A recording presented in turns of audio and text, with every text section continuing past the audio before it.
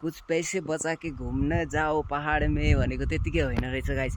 ल हेर्नुहोस् यो म पहाडमा आएको कि यहाँबाट मलाई जानै मन छैन क्या।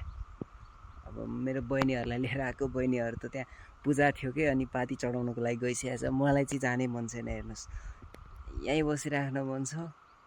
अनि यो ढुङ्गा होइन, अनि यहाँ मेरो साथमा एउटा लौरो पनि छ।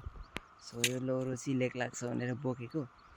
अनि सो पहाडमा एकचोटि न एकचोटि चाहिँ जानै पर्ने रहेछ क्या। मलाई चाहिँ त्यो लाग्यो।